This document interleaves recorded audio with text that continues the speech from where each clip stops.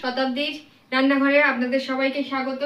আজকে আমি বানাচ্ছি আদার চা। আদার চা আমরা সবাই মোটামুটি খেতে পছন্দ করি, তা সেটার একটা প্রসিডিওর আছে। সবাই আমরা যেভাবে চাটা করি, আমি সেভাবে চাটা করতে পছন্দ করি না, কারণ এতে আদার যে ফ্লেভারটা সেটা ঠিক আসে না।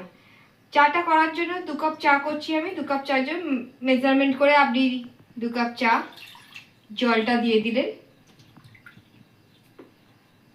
জলটা ফুটবে, তাই আর একটুখানি বেশি আমি দিলাম, হাফ কাপ বেশি আমি জল দিলাম।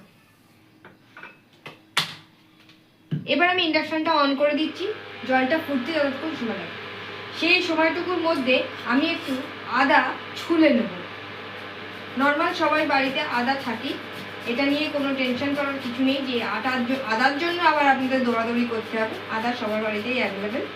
আদাটা আমরা ছুলে নিচ্ছি, একটু বেশি পরিমাণে আদাই ছুলছি।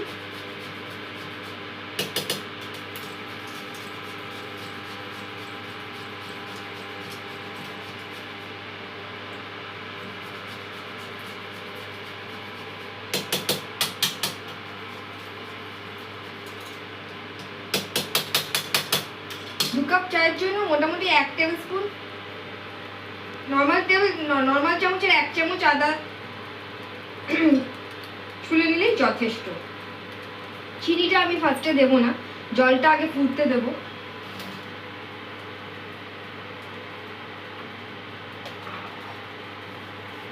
জলটা ফুটছে, তারপর হলে পাওয়ারটা আমি বাড়িয়ে দিলাম।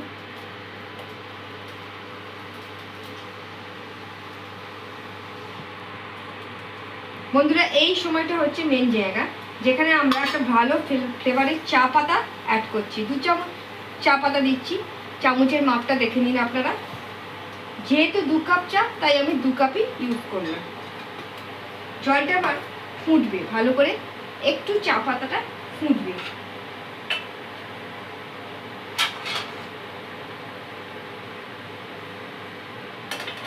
ফ্লেভারটা নষ্ট হয়ে যাবে, তাই আমি ঢাকা দিয়ে দিলাম।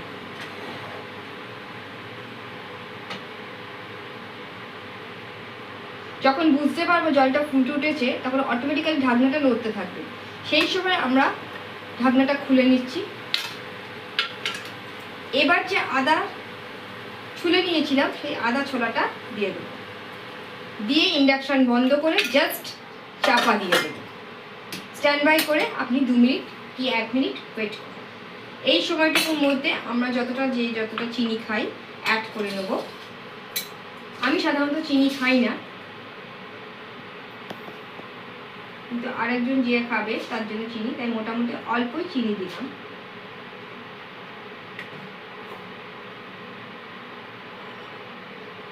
মোটামুটি আমাদের চা রেডির মুখে। এবার খালি খাওয়ার অপেক্ষা।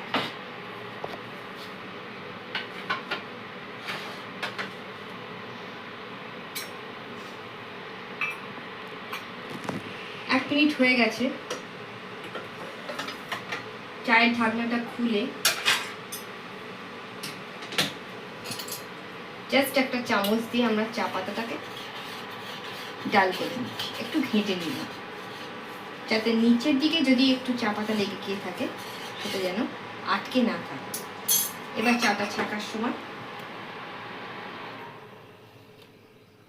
চাটা যখন খাবেন তখন বুঝতে পারবেন একটা আদার হালকা স্মেল আসবে, কাঁচা আদার। কিন্তু আমরা যদি চা পাতাটা দেওয়ার আগে যদি আদাটা দিয়ে দিই, তাহলে কিন্তু আদার যে ফ্লেভারটা সেটা অটোমেটিক চলে যায়। মোটামুটিভাবে তেমন গন্ধটা পাওয়া যায় না, অথচ চায়ের যেন মনে হচ্ছে একটা গরম জল খাচ্ছি মনে হয়। আপনারা বন্ধুরা একবার এইভাবে চাটা বানিয়ে দেখুন, আশা করি আপনাদের প্রত্যেকেরই ভালো লাগবে। রেডি আমার চা, আদা দিয়ে তৈরি চা। ভিডিওটি ভালো লেগে থাকলে একটা লাইক, একটা শেয়ার এবং আমার সাবস্ক্রাইব করে নেবেন।